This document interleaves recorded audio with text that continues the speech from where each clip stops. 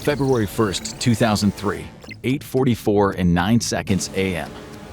High above the Earth, hurtling at almost 17,000 miles per hour, the Space Shuttle Columbia begins its descent home after 16 days in orbit. Hull temperatures soar past 2,700 degrees Fahrenheit as the Space Shuttle re-enters the atmosphere. To engineers at NASA, everything appears routine. Suddenly, a sensor reading flickers, then another. Mission Control watches as temperatures spike in the left wing. Hydraulic lines are overheating. Tire pressure readings fluctuate rapidly. Warning alarms flash everywhere. This isn't a glitch. This is the start of one of the deadliest disasters in spaceflight history. January 16th, 7:30 a.m. The crew of the Space Shuttle Columbia makes their way toward the launch pad. The humid Floridian air is filled with the smell of salt from the ocean. It feels no different from any other space mission as the crew is brought to Launch Complex 39A at NASA's Kennedy Space Center. The astronauts and ground control are focused and optimistic. This is what they've trained for. 7:53 a.m. Commander Rick Husband, a U.S. Air Force test pilot, is the first to enter Columbia. He climbs into the cockpit and takes his seat. One by one, the rest of the crew follows, strapping in, running through checklists, preparing for launch. William McCool is the pilot, a Navy commander and making his first trip to space. Michael Anderson, the payload commander, is overseeing the scientific experiments on board. Kalpana Chawla, a mission specialist and aerospace engineer, was the first woman of Indian origin in space. David Brown, another mission specialist, is also a physician and a Navy pilot. Laurel Clark is a mission specialist and Navy flight surgeon. And Ilan Ramon, the payload specialist, is the first astronaut from Israel. 9:17 a.m. The crew hatch is closed and locked. Sealed inside, the astronauts are completely cut off from the outside world. What they don't know is that these are their last moments on Earth. 10:39 a.m. The Space Shuttle Columbia's engines roar to life, lifting the 4.5 million pound shuttle and fuel tanks off the ground. Over 7 million pounds of thrust blast the craft skyward. Inside the orbiter, the crew is slammed into their seats as the vehicle accelerates through the lower atmosphere, climbing at thousands of feet per second. From the ground, the ascent looks smooth, powerful, routine. But less than a minute into the flight, the first subtle anomaly begins to unfold. Just 57 seconds after launch, Columbia hits a sudden, violent wind shear. The shuttle rocks slightly, an oscillation caused by liquid oxygen sloshing inside of the massive external tank. Every movement feels amplified at thousands of miles per hour.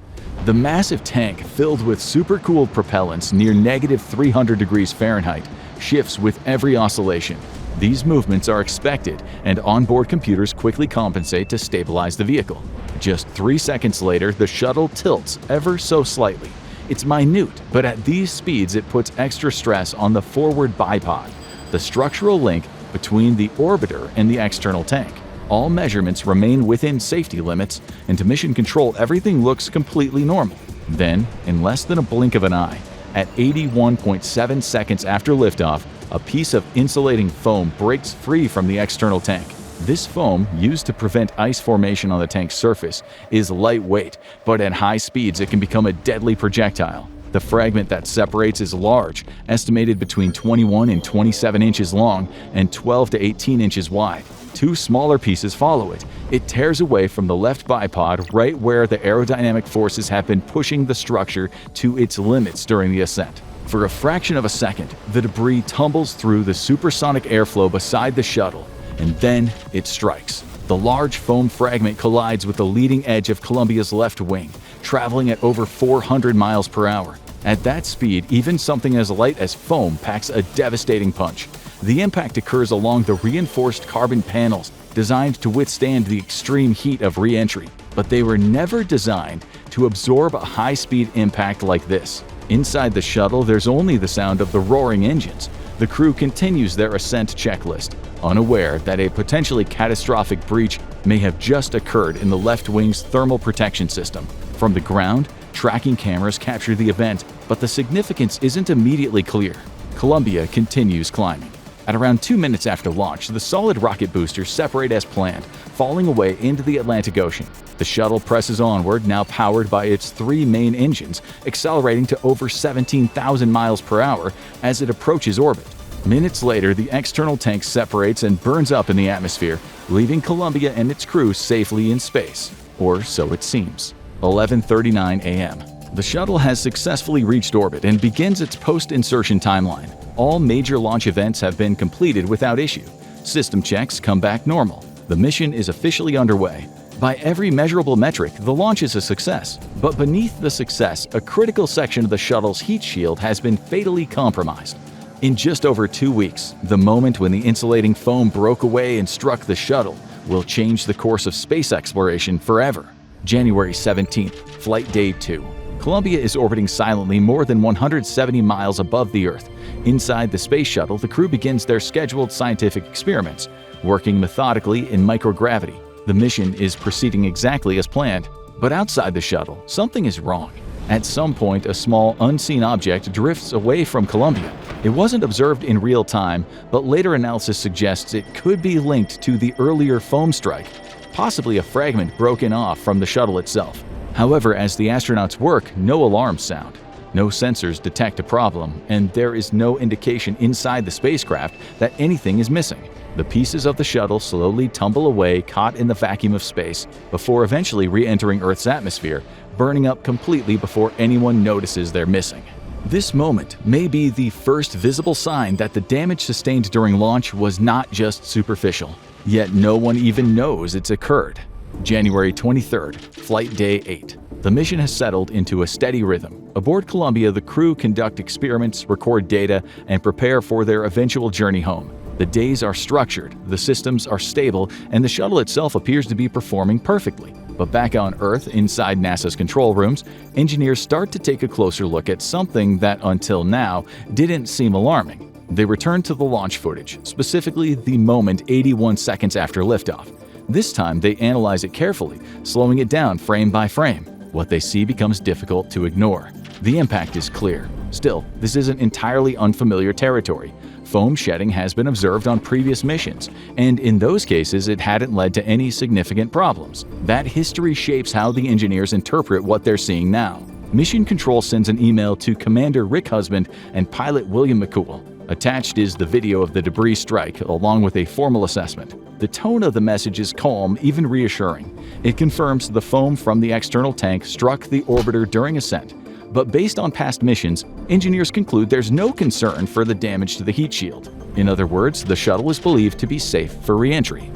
The crew watches the footage, they hear the explanation, and they accept it. There's no reason to think they're in danger. The shuttle is functioning normally. The science experiments are progressing as planned. What more could the crew ask for? However, this is an important moment in the Columbia legacy. For the first time since launch, the crew is aware that something did happen during ascent. But like any trained astronauts, they trust the system and the people guiding them from Earth. What they don't know is that the assumptions behind the reassurance are wrong. But this strike isn't like the others. The damage is buried deep inside the left wing, hidden and invisible to every instrument they rely on. And in just a few days during re-entry, that exact spot will face temperatures hotter than molten lava. And for the crew, it's already too late. If you're finding this story powerful, make sure to like, share, and subscribe to the Infographic Show so you never miss the next deep dive into space, science, and history. January 28th, Flight Day 13. The mission is nearing its end. The crew begins preparing for re-entry by reviewing procedures, organizing equipment, and getting ready to return home after nearly 2 weeks in space. Everything appears normal. Systems are stable, the schedule is on track, and to both the astronauts and NASA, Columbia is ready for landing. But first, the crew pauses for a deliberate moment of silence. They honor the lives lost in two of NASA's most devastating tragedies, the Apollo 1 fire on January 27, 1967, and the Challenger disaster on January 28, 1986. They were events forever etched in the history of human spaceflight. Inside Columbia, floating silently above the Earth, the astronauts hold a private memorial. No engines roar, no experiments run, just the stillness of space. There's an unspoken understanding in that moment. Spaceflight is never without risk, and every mission carries the weight of those past losses. From their perspective, Columbia will be home in 3 days. Unfortunately, the reality is Columbia and her crew will become a part of that same tragic history they're honoring. February 1st, 8:15:30 a.m.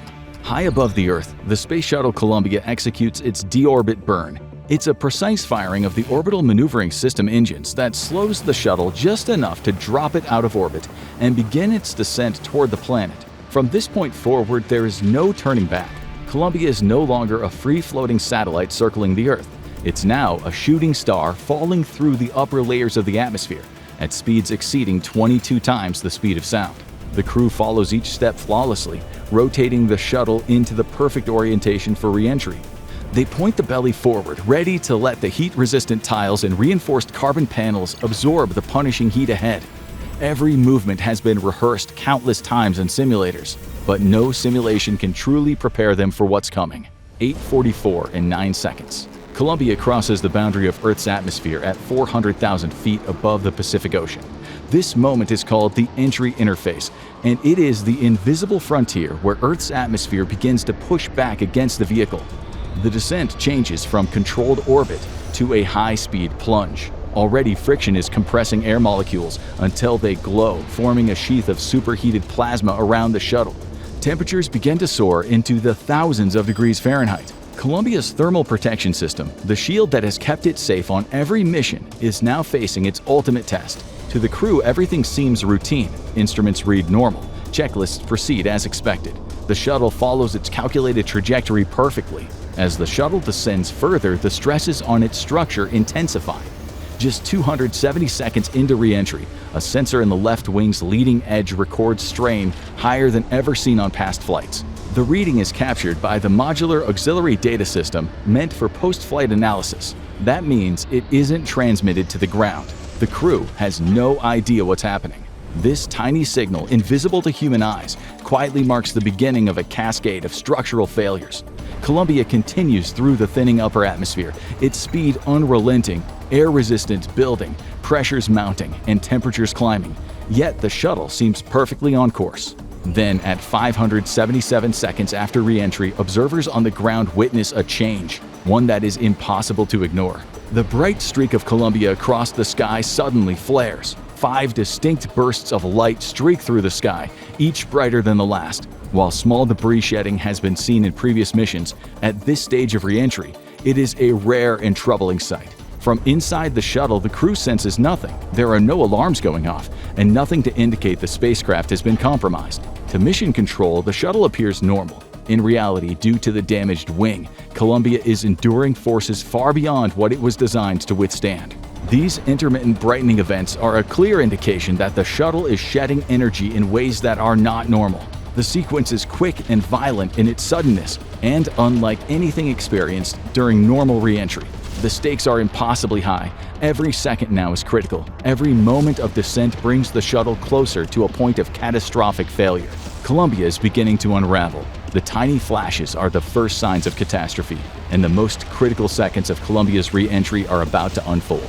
February 1st, 8:54 and 22 seconds. At 613 seconds after re-entry, the first unmistakable signs that something has gone terribly wrong reach the ground. Inside Mission Control at NASA, engineers begin noticing anomalies in Columbia's telemetry data. They're small inconsistencies at first, but enough to raise concern.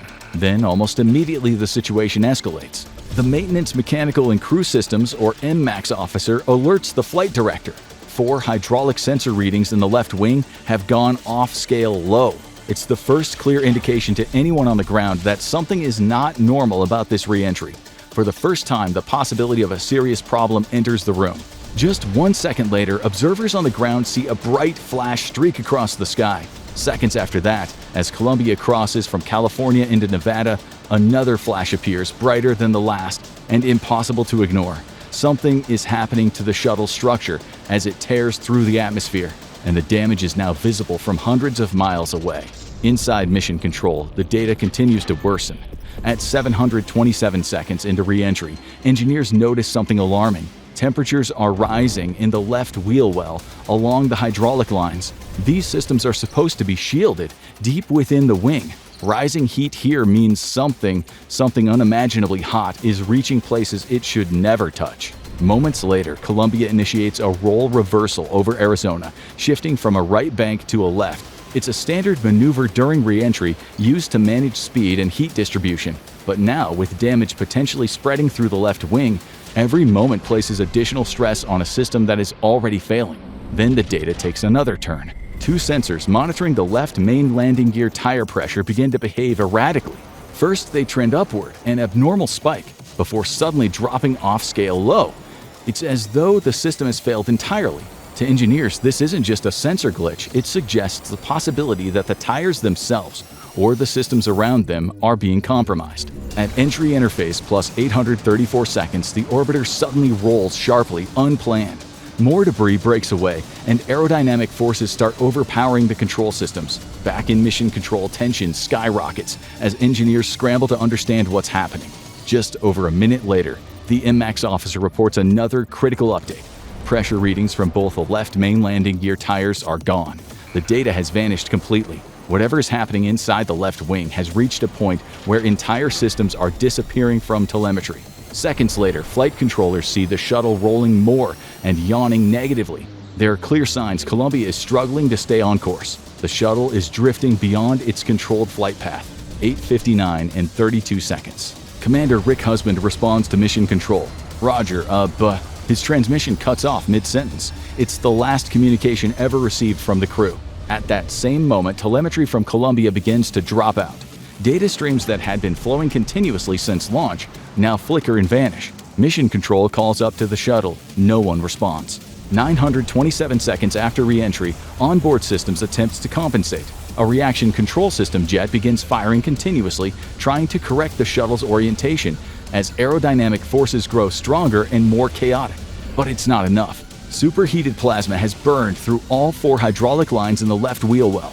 Without them, all control of the craft is lost. Almost immediately, the orbiter begins to pitch upward, the result of losing critical flight control systems. Inside the shuttle, there is a cascade of failing systems. Outside, the atmosphere is tearing into the vehicle. And in mission control, everyone watches on with horror. February 1st, 9 o'clock and 18 seconds a.m. Columbia reaches its absolute limit. Hidden damage in the left wing, failing hydraulic systems, and the relentless forces of re-entry combine into a catastrophic failure. The orbiter begins to break apart, its structure no longer able to hold together under the extreme conditions. From the ground, what had been a single bright streak moving across the sky suddenly fractures. The light splits into multiple glowing trails, each one a piece of Columbia breaking away and scattering across the upper atmosphere. To those watching from below, it is both sudden and terrifying as the reality of what they're seeing settles in. Inside mission control at NASA, the moment is recorded in stark clinical terms: vehicle main body breakup. In an instant, every piece of data cuts out completely. There are no signals of any kind being received by Columbia. The voice loop remains open, but there is nothing coming back. Controllers call out, searching for any sign of the shuttle, but there is only silence. High above Texas, the destruction continues to unfold. As the orbiter disintegrates, fragments are subjected to superheated plasma, tearing across the hull, and the shuttle breaks into an expanding debris field stretching across miles of sky. Each piece follows its own path, glowing as it descends, marking the last moments of a spacecraft that had completed 27 previous missions before this one. About 1,000 seconds into re-entry, one of the most significant separations occurs. The crew module, along with the pressurized compartment and outer forebody, breaks away from the rest of the orbiter. For a brief moment, it remains intact, falling independently through the atmosphere at tremendous speed. But even this section can't survive without the shuttle's protection and stability. The same forces that destroyed the orbiter now begin to tear the crew module apart. 9 o'clock and 53 seconds. The crew module catastrophically depressurizes. There is nothing but fragments to recover beyond this point. The combination of extreme heat, pressure, and aerodynamic stress overwhelms everything, and the complete destruction of the forebody occurs seconds later. 9:16 a.m. The countdown clock for landing reaches 0. In an alternate reality, the crew of Columbia would be safely home. Instead, there is no shuttle on the tarmac, no celebrating in mission control, no congratulations on a mission well done. Moments later, entry flight director Leroy Kane makes the call no one in that room ever wants to make: lock the doors. A spaceflight contingency is officially declared, and the Recovery Control Center at Kennedy Space Center is activated. What had been a mission control operation immediately transforms into a search and recovery effort. Across parts of Texas and Louisiana, debris continues to rain down from the sky. Pieces of the shuttle scatter over hundreds of miles. February 1st, 1:15 p.m. Sean O'Keefe, administrator of NASA, addresses the nation. In a somber televised statement, he expresses the country's deepest national regrets for the loss of the Columbia and her crew. and announces the formation of the Columbia Accident Investigation Board. His words are measured, but the weight behind them is unmistakable. This isn't just the loss of a spacecraft, it's the loss of 7 astronauts, 7 heroes, 7 people with families and friends waiting for them to come home. In the aftermath of Columbia's destruction, NASA launched one of its largest investigations ever. Engineers had known about the foam strike during the crew's 16 days in orbit, but it was deemed non-threatening until it set a chain of events in motion.